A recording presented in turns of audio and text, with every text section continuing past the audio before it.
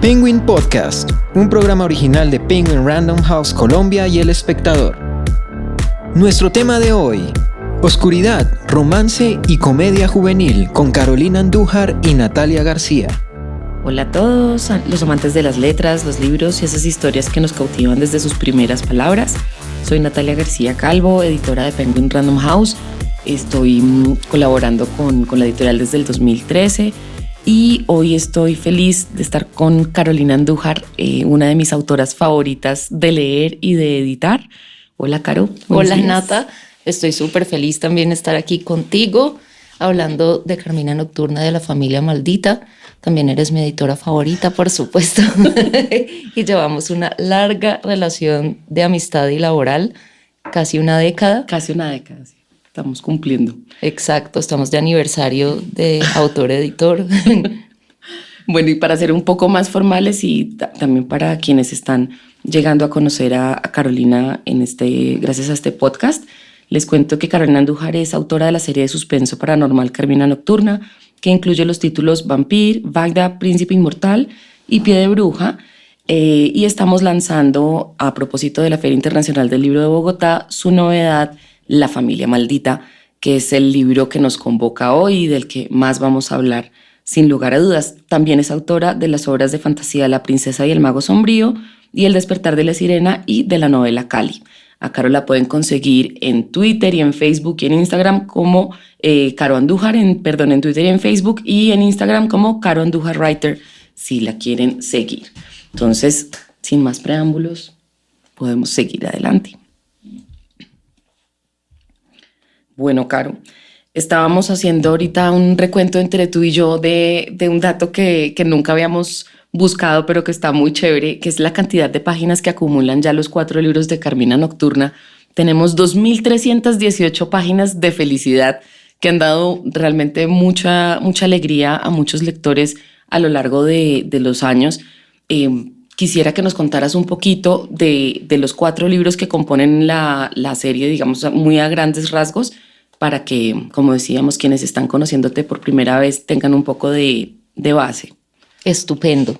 Bueno, esta serie o colección de novelas góticas, me gusta llamarla colección porque si bien los libros tienen cierta continuidad y personajes en común, son novelas autoconclusivas que tienen su propia historia y si bien es perfectamente bonito leerlas en orden, también se pueden leer en cualquier orden sin que eso afecte el disfrute de cada una de las novelas. Es decir, si te encuentras con Carmina Nocturna 2 y quieres empezar por allí, está muy bien, como si quieres empezar por La Familia Maldita, que es el que estamos lanzando en esta feria del libro, y luego sigues con Vampir, que es Carmina Nocturna 1, y luego con Pie de Bruja, que es Carmina Nocturna 3. Pueden ir en desorden y no te afecta para nada el disfrute de cada una de las novelas. De acuerdo. A mí sí me gustaría hacer la recomendación ya como lectora. Yo creo que quienes han leído Vampir y Bagda van a disfrutar 3 veces más La Familia Maldita que quienes no, así que los invito a que empiecen por los primeros 2 libros porque tenerlos además ya todos disponibles les va a ahorrar la espera que les tocó a muchos de tus lectores, que son muchos años entre un libro y otro. La primera publicación de Vampir fue en el 2010, Caro. Fue en 2009. En el 2009. O sea, imagínense, estamos realmente hablando de una larga trayectoria aquí. Pues Carolina realmente ha dedicado los últimos años de su vida a crear este universo, que si bien, como nos explica Caro, las novelas no son una continuación entre una y otra, sino que son autoconclusivas, pues todas comparten como un mismo universo, ¿no? Sí, un mismo todas ambiente. transcurren en el mismo. ¿Nos cuentas un poquito como de esa parte, por favor? Claro que sí. Bueno, este es un universo en el que sí existe lo paranormal y todas transcurren en Europa en el siglo XIX. Sí van en orden cronológico en cuanto a que con la que arranco, que es Vampir, está antes, empieza como en una década del siglo XIX, la siguiente es unos años después y así. Por lo mismo el consejo de Nata de leerlas desde el comienzo sí me parece súper válido, sobre todo pues porque Nata ha sido lectora y a los lectores también les ha parecido mucho más bonito leérselas así en orden porque pueden darse cuenta de los guiños que yo hago entre libro y libro, y cuando menciono un personaje de otro ya hay gran emoción porque hay una relación emocional con el personaje, no lo estás conociendo por primera vez. Entonces es un muy buen consejo que da Nata allí. Este universo es un universo oscuro, súper gótico, y fue concebido así adrede porque yo siempre sentí mucha nostalgia de mis novelas favoritas, que son las novelas góticas del siglo XIX. No solo las de vampiros y de criaturas sobrenaturales, sino las que tienen esa atmósfera brumosa, sombría, lúgubre, un lenguaje súper lindo, estético, y ese sentimiento de oscuridad, de misterio, que tiene una carga romántica también muy fuerte. Yo quise siempre dejar plasmado eso en todos los libros. Algunos son un poquito más oscuros, otros son un poco más pasionales, otros son más de terror y otros pueden ser un poco más de romance, pero todos tienen estos elementos en común en mayor o menor medida. Y creo que cada uno es muy emocionante a su modo porque son muy distintos entre sí. No estoy repitiendo un libro en ningún momento. De acuerdo. Digamos, La familia maldita, que es Carmina Nocturna 4, no es volver a contar Vampir otra vez. No, de ninguna manera. Nunca he querido hacer eso. Con las series y las sagas me ha dado la impresión de que es lo que ocurre. En el trabajo de muchos autores están un poco repitiendo el primer libro en el segundo y el segundo y el primero en el tercero, y la gente sí los lee por la nostalgia de los personajes, pero desde mi perspectiva de autora es muy triste repetirse, solamente aprovechándose de la nostalgia del lector y volver a contar básicamente la misma historia y solo prolongarla un poquito más con anécdotas un poco diluidas. Ese nunca ha sido mi interés y por ello los he hecho autoconclusivas y tienen narradores y protagonistas diferentes, cada uno de ellos, así sus personajes sí hagan cameos aquí y allí. Los del primero en el segundo, los del segundo y el primero en el tercero, y bueno, sin hacerle spoilers, podría ocurrir en el cuarto también que aparece. Tienen como una necesidad de construir tanto ese universo que se va mucho tiempo, muchas páginas en el detalle del ambiente o de qué es lo que rodea esa historia. Yo siento que con tus libros uno entra muy rápido allí y no hay necesidad como de introducir tanto ese aspecto, y en cambio sí creo que tú aprovechas más para que la interacción entre tus personajes sea más reflexiva, más un tema de las conversaciones son potentes, poderosas, y veo cuando vemos como las interacciones en redes sociales con los vamps, que son tus lectores más primigenios, sí. digamos. Todos siempre dicen, contigo aprendí tantas cosas, que no es ese aprendizaje, digamos, escolar, ¿no? Sino como un aprendizaje de cosas de la vida. Quisiera que habláramos como un poquito de eso, Caro, como de esa... eso que veo yo tan claramente en tus libros, de que todo el tiempo estás es como haciendo reflexiones que de paso son muy profundas. Gracias, Nata. Sí, es de lo que más me gusta. Soy una gran apasionada de la filosofía y de observar el comportamiento humano. Es una de mis grandes pasiones en la vida.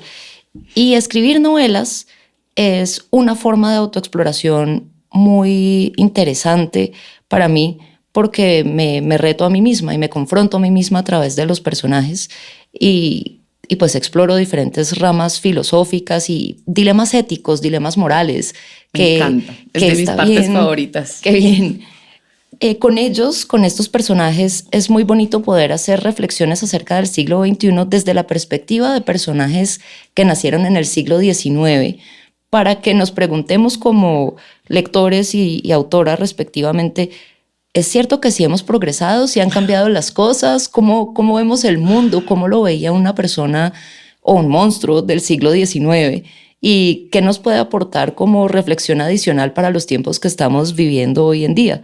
Hay muchos temas que son supremamente relevantes todavía y que están en boga, y creo que los he aprovechado, no tan adrede, sino que sí han suscitado mi interés y he dicho, esto que estoy escribiendo coincidencialmente está resurgiendo, tiene una resurrección en dilemas éticos y morales y hace parte del gran debate de este año o del año que viene, va a tomar aún más fuerza, y es muy bonito explorarlo desde la perspectiva de personajes decimonónicos instruidos. Completamente de acuerdo, y creo que ves para dónde voy. Esto nos da pie para empezar a hablar de nuestra protagonista de La familia maldita, que es Lucina Paulak. No sé si estoy diciendo bien su apellido. Yo creo que es perfectamente válido decirlo como lo leemos en español. Gran defensora de eso. Creo que se dice Pawlak, pero sabes que no lo he verificado porque no hablo polaco. Bueno, pero lo haremos. Ya los vampiros nos ayudarán a hacer esa verificación y nos cuentan cómo se pronuncia. Por ahora, pues hablemos un poquito de Lucina, porque creo que es justamente un personaje donde creo que ya te das un lujazo de explorar mucho este tema, porque pues un poco me tomo el atrevimiento de introducir yo a Lucina.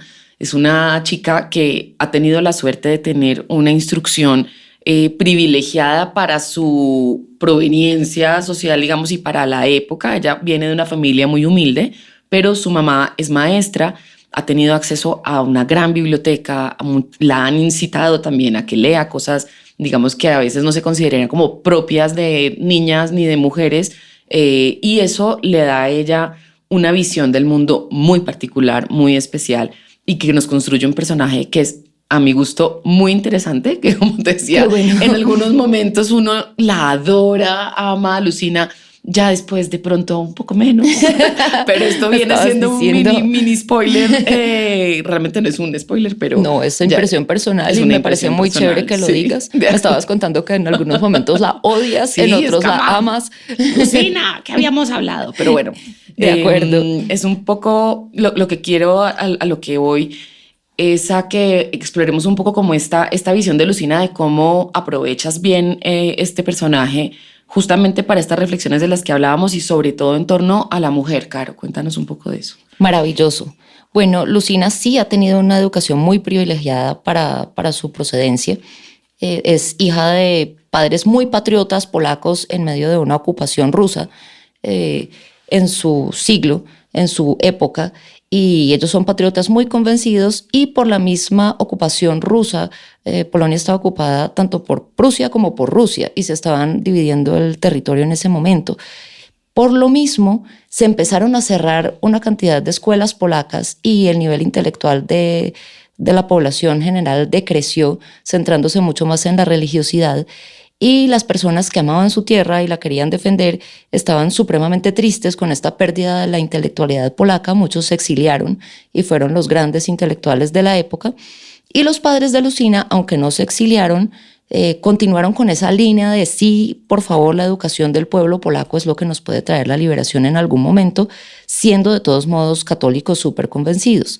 La hija le salió un poco más rebelde en ese aspecto, se dio cuenta de las contradicciones que había entre la educación, el privilegio de la educación en ese momento y la extrema religiosidad, y eso hace parte de la personalidad de ella. Es una mujer muy joven, muy despierta en su parte cerebral, mental, y también es muy pasional, pero es muy prudente, precisamente porque sabe lo que puede perder en cualquier momento. Claro, yo siento que sobre todo lo racional es lo que la orienta, y es lo que ella además quiere estar convencida de que es lo que la orienta en todo su proceder permanentemente durante la obra, como casi sin permitirse sentir demasiado, ¿no? Es como, exacto, no quiero ser esta mujer como con sentimientos. Exacto. Una cosa como mal vista ya para Lucina, que es tan lectora y tan... Sí, es hiperracional. No quiero decir erudita, porque creo que no es la palabra para describirla, pero sí... Pero sí es cultivada, es una mujer muy cultivada, con mucha pasión pues por la lectura y el conocimiento, y sí es de esas mujeres que tienden a suprimir sus emociones y por lo mismo terminan metiendo las patas de una forma espectacular. Porque esa misma supresión de nuestras emociones yo creo que es lo que nos lleva a ceder en el momento menos esperado y en el momento menos oportuno ante nuestras emociones, justamente. Claro, sobre todo porque nuestra querida Lucina se va a ir a meter a un lugar de personas que si conocen algo son las emociones humanas, ¿no? Las comprenden al dedillo, las manejan, las manipulan, sobre todo. Entonces, pues contemos un poquito de dónde es que termina metida Lucina y de qué va la familia maldita, Caro. Fabuloso. Bueno, Lucina está cuidando a su tía en Lublin, que es una ciudad polaca en ese momento, y su gran entretención, como buena chica que estaba visitando la ciudad en ese momento del siglo XIX, es leer los clasificados del periódico. Mucha gente encontraba, digamos, esposo o esposa, era normal poner el clasificado, se busca esposa, se busca marido, se buscaban diversos tipos de empleo, pero era el empleador el que buscaba al empleado. Y una cosa muy curiosa de esos clasificados del siglo XIX, como pequeño paréntesis aquí, era que se pedía con mucha frecuencia que por favor el trabajador que aplicara no fuera ebrio de tiempo completo. Era tan común. Sobre todo en Europa del Este, supongo que tenía que ser como un tema muy... Sí, pero mira que se ven los clasificados ingleses, en los estadounidenses, en los polacos, en los franceses. Era un tema de ebriedad generalizada, muy comprensible, porque unas condiciones de vida de las cuales nosotros ya logramos salvarnos: alcantarillado, electricidad, salubridad. Bueno, para ellos no, y la explotación laboral pues de la época, pues me imagino que empinar el codo era lo más razonable que se podía hacer. Claro. Sin embargo, lo pedían mucho. Y Lucina pues se entretiene muchísimo leyendo estos clasificados cuando se encuentra uno de una antigua familia solicitando los servicios de una institutriz para niños pequeños, relativamente pequeños, de 7 y 10 años. Y ella dice, esta es mi oportunidad porque yo soy una persona instruida, ya tengo experiencia en la escuela que fundaron mis padres en el pueblo, también he estado instruyendo a mi hermano, yo voy a aplicar.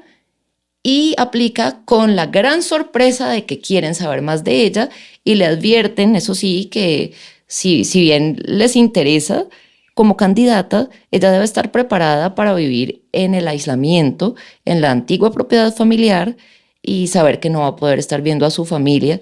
Y a ella en ese momento le parece la gran aventura, le parece que tiene todo el sentido del mundo, sobre todo porque le da mucha curiosidad descubrir cómo viven esas familias prominentes que habitan estas propiedades antiguas y bonitas, de las cuales pues la gente solo oye hablar y solo las ve de lejos. Una curiosidad muy comprensible, me parece a mí, claro, que mucha gente siente hoy en día, porque la gente siempre está espiando a la realeza. Ay, ¿cómo es la mansión de fulana? O sea, la revista Hola sigue existiendo. No, y pues Instagram, digamos, que claro, es como ya en la mano todo el día investigando qué pasa con esa gente que de alguna manera admiramos y consideramos mejor.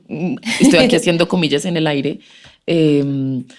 No, eso es un poco como esa curiosidad de Lucina, pero Lucina tiene una cosa muy chévere y es que le llama la atención entenderlo, pero ella no está como en plan fan de... No, en lo absoluto. No, como hablemos un poco de esa parte de ella, de no voy a ir allá como a rendir pleitesía ni soy una empleada promedio. Total. Sí, no, Lucina muy respetuosa, eso sí, pero en su mentalidad ella es una mujer que jamás se ha creído el cuento de que la nobleza o la realeza tengan algo de especial.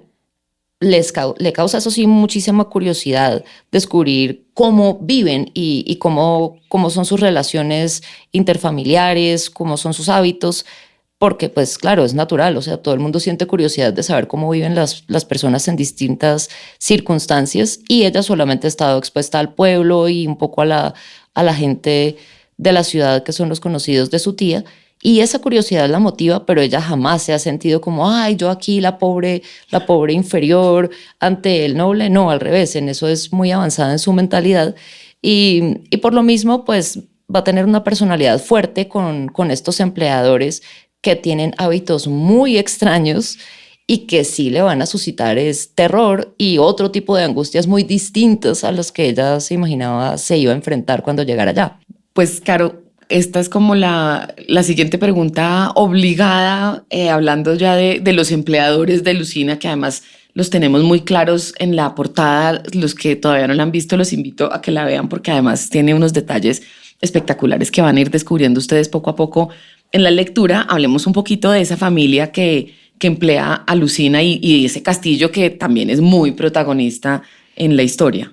Cierto, el castillo tiene gran protagonismo, tiene un aura de oscuridad que es casi como si estuviera vivo y estuviera haciéndole la vida miserable a nuestra narradora, que más que protagonista es una observadora, me parece a mí, porque cuando conocemos a sus empleadores, a la familia maldita, nos damos cuenta de que ellos son los verdaderos protagonistas de la historia. Así es. Precisamente por lo extraños, excéntricos y quizás malignos que pueden llegar a ser a lo largo de la historia. Todos muy distintos unos de otros y que ella va introduciendo poco a poco conforme los conoce. Primero están los niños, Vladislav y Elzbieta, que son niños huérfanos y muy caprichosos, pero también unos niños que han sido básicamente abandonados porque al ser huérfanos y sus tíos tener que encargarse de ellos, pues han estado a merced de institutrices no muy buenas y nanas. Y así hay muchos niños hoy en día, pues de padres muy ricos que no se pueden ocupar de ellos y crecen muy mimados, pero son unos niños precoces, inteligentes, traviesos, que Lucina tiene que llegar a conocer y tiene que aprender a dominar para hacerse respetar por ellos también, porque así ella no sea una mujer de la nobleza, pues es su institutriz y si no se la comen viva.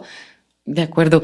Los niños son unos personajes geniales. A mí me encantaron porque, digamos, no son... Si bien hay una parte que uno intuye que van a ser como los niños malcriados típicos de la realeza, con el pasar de las páginas uno se va encariñando con ellos, porque son unos niños, lo que dices tú, sobre todo se les siente el abandono de una manera muy, muy fuerte y están además en un entorno con muchas dificultades por su misma condición, digamos, de la manera en la que tienen que ser criados y con unos tíos que están como cada uno viendo lo suyo, muy individualistas todos. Entonces, si quieres, empecemos a hablar un poquito de esos tíos. Dale. De estos chicos. Perfecto. Primero, Lucina es recibida por quien está a cargo del castillo, que es supremamente apuesto, uno de los hombres más guapos de Europa, según dicen, le cuenta la pequeña pupila a ella, le explica cuán popular es. Y soltero realmente codiciado, sí. Dicen. Exacto, un soltero muy codiciado. Todos son solteros codiciados allí. Y claro, le causa un gran impacto porque además el tipo es súper misterioso, se viste siempre de negro, le dice pues que no puede estar pendiente de los sobrinos mientras durante el día, solamente puede ocuparse de ciertos asuntos en la noche y es un tipo muy magnético y bastante indescifrable al comienzo y por supuesto le causa gran curiosidad a Lucina, pero ella tiene sus metas muy claras. Ella lo que quiere es ahorrar para quizás construirse una cabañita después. Ella quiere trabajar muy juiciosa, lograr que no se la monten los pupilos a quienes está instruyendo, sino que tengan una relación, que ellos por fin acepten el conocimiento como parte de su día a día. Y mientras tanto, la intriga por este personaje, quien de hecho le pide que cene con él para discutir los asuntos de los sobrinos, pues empieza a crecer la intriga y ella empieza a sentir una gran atracción por este personaje. Tenemos otro que es el primo de él, quien la recibió, que se llama Imre y es mi personaje favorito, es uno de mis personajes favoritos de toda la colección Carmina Nocturna, porque es un personaje no solo gracioso, sino supremamente libre, pero también muy fuerte y agresivo, que quizás me recuerda al concepto del superhombre de Nietzsche en ciertos aspectos, pero es muy original y muy sincero y también tiene un lado sentimental. Es un personaje amoral, lo cual me dio mucha libertad catártica para expresarme y lo disfruté muchísimo, muchísimo. De hecho, lo extraño, lo amo, quisiera que existiera. Es espectacular. Yo también creo que es de mis favoritos. Cada intervención de Imre es absolutamente perfecta y deseada. La necesitamos cada vez más, de acuerdo. Necesitamos hacerlo vivir. En estos días vi una imagen en Instagram de uno de tantos grandes diseñadores gráficos que hay por allí y era igual a Imre, era como estarlo viendo y sentí que el corazón me daba un vuelco en el pecho. Y yo dije, pero ¿cómo hiciste? ¿Tú conoces al personaje de la novela? ¿Tú conoces a Imre? ¿Eres Pues tú? sí, eres tú. Pues lo extraño mucho y se siente muy real ese personaje. Está también Aurel, que es otro de los primos. Él es el hermano de Baltasar y es un personaje clave en el libro. Es un personaje muy cercano a mis emociones, porque a mí me gusta expresar mis emociones por medio de los personajes masculinos, más que a través de los femeninos. No sé por qué, siempre se me ha dado así, pero al fin y al cabo pues termina siendo un bonito acto de camuflaje en el oficio de escritura, porque la gente tiende a asumir que la escritora mujer se expresa más a través de sus personajes que son mujeres. En mi caso no es así. Los personajes masculinos se me prestan para hacer muchas reflexiones acerca de la femineidad, poniéndolos en los zapatos de los hombres. Y creo que en La familia maldita justamente se aborda el tema del consentimiento Gran tema informado. de la actualidad. Exacto. Sin duda. Pero desde la perspectiva masculina es que estoy explorando todo ese consentimiento informado tanto para el hombre como para la mujer. Y en esto me ayudaron mucho los personajes de Baltasar y Aurel, Imre también a su modo. Y pues Lucina está aquí escuchando estas teorías y estas formas de ver cómo acercarse al consentimiento en esa época, lo cual disfruté mucho. Y nos falta un personaje que es Magdolna Domañenadasdi, que es hermana de Imre y es una mujer totalmente obsesionada con la belleza. En esa familia todo el mundo está obsesionado con la belleza. Todos son bellos. Pues todos son divinos. Además. Y casi todos, no todos, pero casi todos tienen como gran prioridad en su vida el aspecto estético de la misma. Desde el vestir hasta cómo luce el castillo, quién es bello y quién no. En especial la niña Elzbieta, que parece como si hubiera aprendido ese tipo de comportamiento, y Magdolna, que es la parienta mujer que además es bellísima, pero es supremamente envidiosa. Es una mujer tan bella como envidiosa, que no tolera que otras mujeres sean tan bonitas o más que ella, y no tolera que nadie tenga posesiones tan buenas como las de ella, al punto de que a veces le roba a los sirvientes si ve que tienen algo bonito. Es un personaje muy complejo, muy animal en cierto aspecto, y en otro también muy cerebral de planeación a largo plazo, una mujer de venganzas y... Sí, como con las pasiones bajas, muy despiertas y muy feliz, además de tenerlas así de despiertas. Sí. Como orgullosa de esa conexión con su parte más animal, como decías. Sí, Creo que le gusta. El mal aspecto del comportamiento animal nuestro, no el bonito y, claro. y el tierno, pero sí. Y es muy fría también. Es muy fría en cuanto al modo de hacerle cosas a los demás cuando no le caen bien, cuando le parecen inconvenientes. Es capaz de planear con todo el tiempo del mundo, pero también es capaz de llevarse de impulsos irracionales, repentinos, lo cual la convierte en un personaje de temer, con el cual uno no quisiera encontrarse en la vida real. Por ejemplo, sería una pesadilla estar cerca de cualquier persona parecida a Magdolna, siquiera ella es ficticia, pero sí la podría relacionar con experiencias que tuve mientras escribía la novela. Y es que en todo este momento de pandemia, primero un muchacho se obsesionó con mi hermana de una forma salvaje y la empezó a amenazar y le daban celos del novio de mi hermana. Entonces los amenazaba que les iba a dañar esas caras tan bonitas que tenían, y la verdad me afectó muchísimo, y obviamente a ellos también. Y una de las señoras que nos estaba ayudando durante el día a cuidar a mi madre tenía una hija muy bonita que en ese momento estaba trabajando como modelo webcam, y la chica también empezó a recibir amenazas y tuvo un ataque de ácido en esos días con la mamá. Entonces no las alcanzó a dañar, pero fue un año en el que ese terror de vivir la envidia por parte de quien fuera, se sospechaba en el caso de esa chica que era una de las muchachas que trabajaba con ella porque le estaba quitando negocio. Dios. Sí me hizo reflexionar en profundidad del el susto que es tener una persona envidiosa cerca. y pues obviamente lo que padecen tantas víctimas de estos ataques, por suerte en estos casos cercanos no pasó a mayores, pero lo que es el miedo y la intimidación de una persona que te siente como el enemigo porque tú tienes algo que le molesta que tengas, fue algo que sí pude imprimir en el personaje de McDonald, en ese lado muy enfermo y muy mezquino y maligno que tienen algunas personas.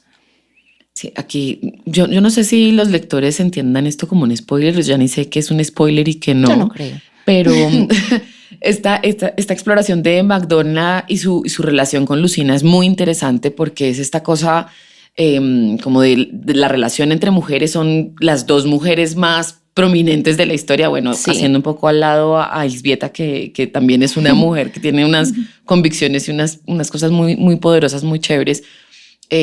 Yo creo que esto que cuentas también de la pandemia, Caro, se refleja mucho en la sensación de Lucina del castillo, que como decíamos, yo creo que muchos antes de estar encerrados en la pandemia, alguna vez en la vida dijimos, ay no, qué delicia poder ir uno a una montaña y apartarse de la humanidad y no tener que ver a nadie, pero nunca nos imaginamos que se nos iba a dar la orden, no la oportunidad, sino la orden de encerrarnos y efectivamente no ver a nadie durante mucho tiempo. Y creo que esto queda como muy atrapado en la sensación de Lucina en el castillo, para que volvamos un poco como a retomar este tema del castillo. Exacto, sí, hace parte de la sensación vital fundamental de nuestra narradora y era esa angustia agobiante que yo estaba sintiendo todo el tiempo de la pandemia, de esta prohibición de salir. Y creo que sí se siente muy bien con gran eficacia en la narración, esa sensación de oscuridad, aislamiento y encierro, sobre todo de sentirnos prisioneros del sitio que estamos forzados a habitar y saber que no podemos salir, no nos podemos ir, como que en teoría podríamos irnos, pero no se puede y no te lo van a permitir. Sí. Y fue muy duro, yo creo, para todos nosotros y así lo es también para nuestra protagonista. Y al fin, cuando todos estos personajes, cuando la historia ya da un giro y empiezan a viajar, fue cuando empezaron a abrir de verdad el mundo para nosotros también. Entonces, para mí fue una gran celebración. La historia la narré casi que en tiempo real. El momento en que Lucina se va a dormir era cuando yo me iba a dormir, se levantaba conmigo. Entonces, creo que se siente muy orgánico. Así es. Y cuando al fin se puede viajar, bueno, en ese momento yo no me pude ir a viajar, pero sí tenía la dicha de sentir que ya nos habían abierto un poco más las puertas y ya se podía salir de la casa un poco más tranquilo, sin esa paranoia espantosa, y podíamos recuperar ese mundo que es nuestro y que sentimos que nos habían robado. De acuerdo, de acuerdo. Oyéndote pensaba en un elemento muy lindo de la historia que justamente es el viaje y que también me lleva un poquito a Baida cuando conoce uno Turín de tu mano con tanto detalle. Aquí la ciudad que conocemos es Venecia, que esto sí que sin duda no es un spoiler porque lo has dicho de todas las maneras posibles en tu Twitter sobre todo. Cuéntanos un poco, Caro, cómo es ese proceso de armar una parte potente de la historia en otra ciudad con tanto detalle. Gracias, Nata. Pues es una de las cosas que más me gusta hacer como autora, la oportunidad de viajar no solo cambiando de lugar, sino viajar en el tiempo. Porque es que una cosa es que yo intentara describir Venecia en el siglo XXI y otra cosa es que yo de verdad viaje al siglo XIX a explorar la Venecia del siglo XIX o el Turín del siglo XIX como fue en Baida o París del siglo XIX como ocurre en Vampire. Y me encanta, hago una investigación profunda de todos los aspectos, aspecto político, el aspecto arquitectónico, el religioso, la moda, qué se está oyendo en términos de música. Llegar a Venecia para mí en este libro era un sueño. Yo no podía esperar, pero tenía que desarrollar ciertos puntos de la trama súper importantes en el castillo que igual me encantó hacer. Pero cuando al fin ya me estaba acercando a Venecia, pude hacer toda esa investigación con un deleite tan grande como si de verdad hubiera estado allí con ellos. Y siento que me quedé con los personajes en Venecia, con las góndolas, con los farolitos, con con los cantos de los gondoleros que estaban en ese momento con ellos, amenizándolos, descubriendo cómo eran los casinos de la época, que estaban prohibidos, porque es que todo depende del año justo en el que uno esté narrando la historia. Y en este punto, los casinos de Venecia eran clandestinos. Y las mismas fiestas del carnaval, ¿no? También el carnaval había sido prohibido, nuestros personajes van a Venecia en carnaval, pero como para los ricos y nobles, pues esas prohibiciones jamás han aplicado y estamos con unos personajes de la nobleza húngara, por cierto, ellos son de la nobleza húngara, pero que se habían establecido en Polonia y tienen propiedades por toda Europa, pues vamos con ellos a Venecia y en el caso de ellos esas prohibiciones no aplican, entonces vamos a ver las fiestas más decadentes de la Venecia del siglo XIX, con toda, que es algo que yo siempre había querido explorar. Carnaval, pero el carnaval prohibido. Claro. Con las mejores fiestas, todavía más chéveres, porque todo lo prohibido pues se exacerba la parte de la diversión. Y pues sí, está muy bien documentado lo que puse allí. Leí mucho al respecto, lo hice con calma. También consulté con uno de mis consultores favoritos, que es Daniele Sciuca, que es un colega de mi papá, un señor italiano viajadísimo, leidísimo, que es un sol, es prácticamente topógrafo, historiador, es una de las personas más cultas que conozco y él pues tiene como tradición ir a Venecia cada rato. Necesitaba que me recordara mi propia experiencia porque yo solo estuve una vez hace mucho tiempo y me ayudó mucho con sus impresiones sensoriales de la Venecia que no han cambiado a través del tiempo, las cuales hacen parte de la Venecia original que también tocaba reconstruir. No, concuerdo totalmente. O sea, yo también estuve en Venecia hace muchos años y sí, el sentimiento, sobre todo como de estar allá, es muy particular. Es una ciudad que está metida entre el agua, es una cosa muy, muy extraña. Y creo que eso lo capturaste muy bien, Caro. Y gracias, Nata. El viaje es delicioso. Creo que se lo van a gozar mucho cuando lleguen todos ahí. Pues esa es la idea. Y yo sé que sí va a ser así, porque ha sido igual con los otros libros.